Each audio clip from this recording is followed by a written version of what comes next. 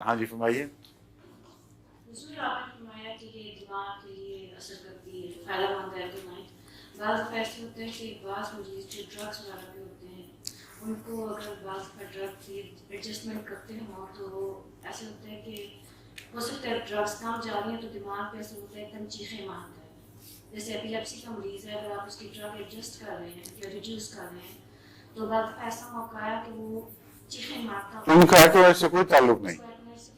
میں بتا رہا ہوں آپ کو, ایکونائٹ کا مریض بھی چیخیں مارتا ہے لیکن ایک تازہ صدمے کے اثر سے عارضی خطرات کے پیش نظر, اگر تازہ صدمہ جو عارضی خطرات پیدا کرتا ہے وہ لمبا نہ چلے اور خطرات عارضی ہی رہیں یا مریض مر جائے یا شفا پا جائے تو یہ ایکونائٹ کا دائرہ کار ہے.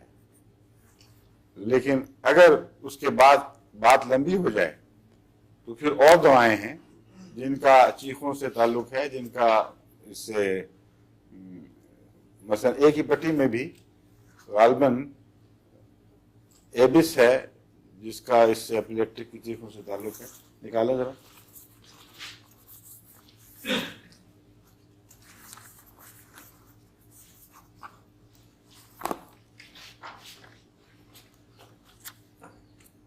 یہ اسکولس ہے, یہ ایبس ہے, دیکھیں دونوں میں سے کوئی اور اچھا انگریزی دان ہوگا نسبتاً.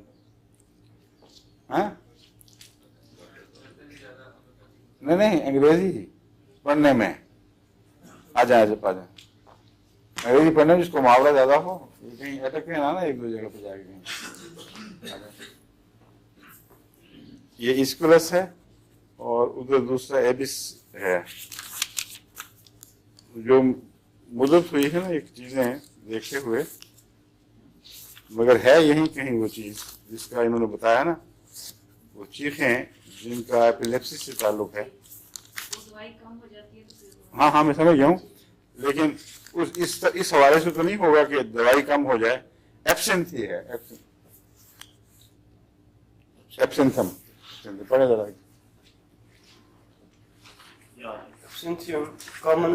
ٹھیک ہے نہیں کرنے دیں. ہاں ایپیلیپٹک فرم. ہاں Seizure is seizure produced by this drug. Nervous tremors tremors precede attack. Doctor sir, you can do it better because the medical terminology. No, the terminology is the same.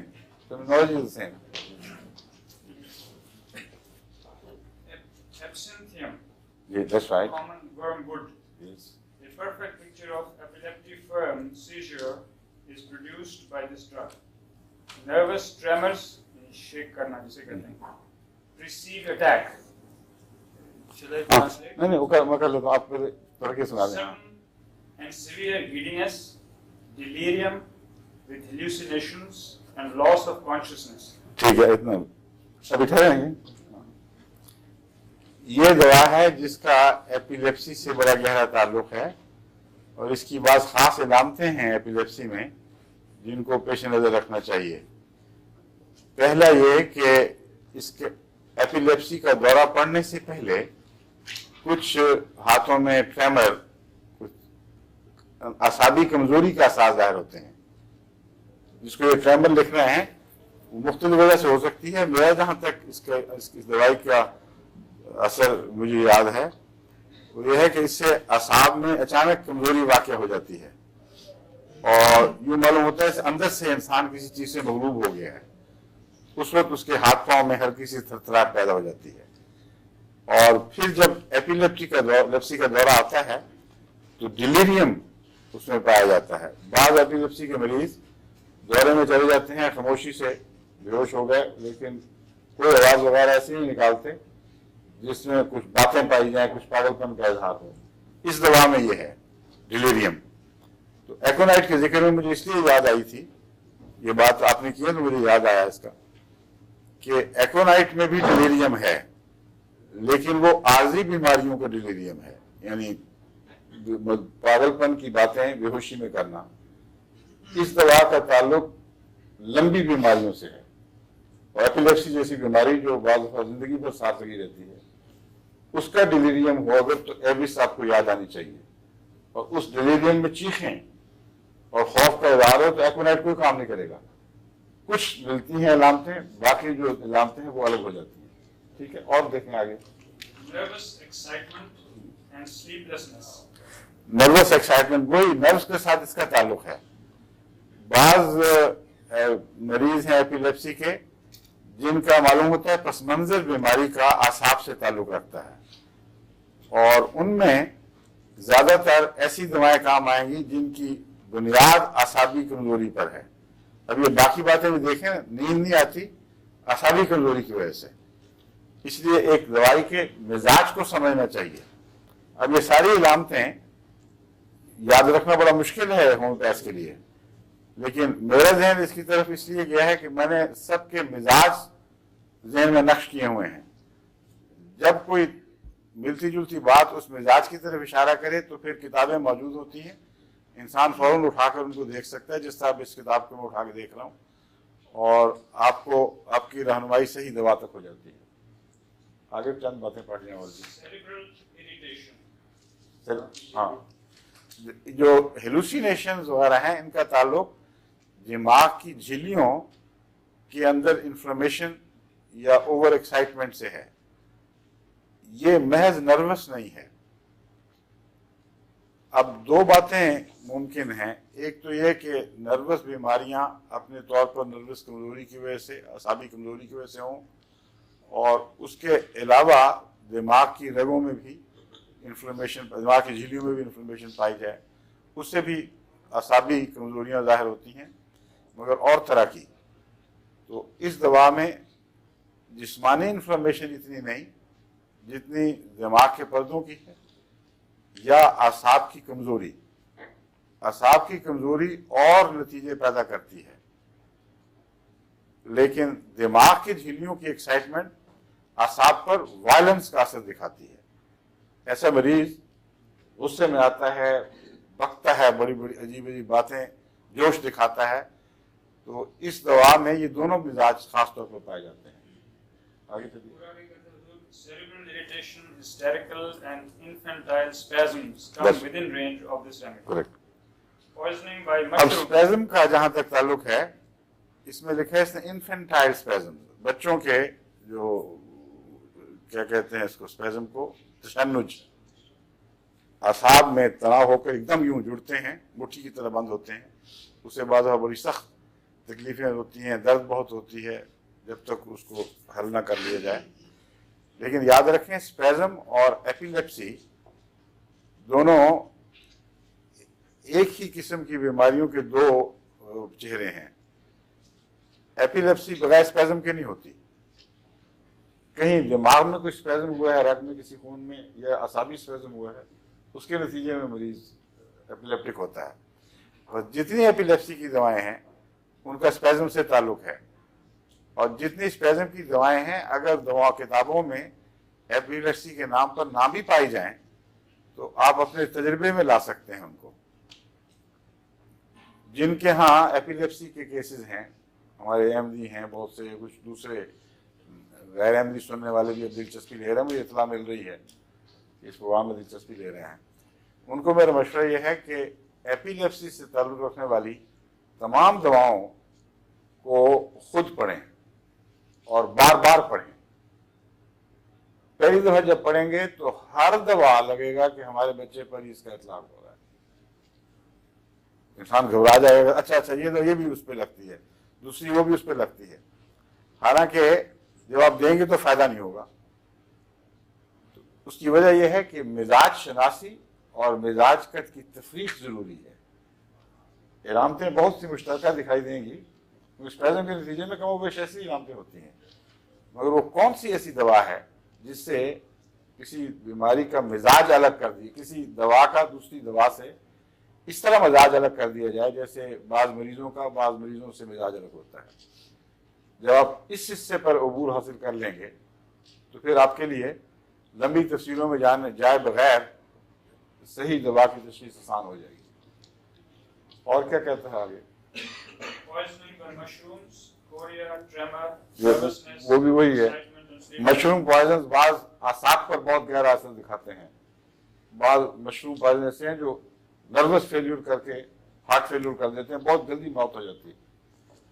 बाज हैं जो दूसरे सेप्टिक असरात भी दिखाती हैं, मगर ये ज्यादातर उससे ताल्लुक रखने वाली चीज है। खास तौर पे माइंड के सिम्टम बताता है। हाँ।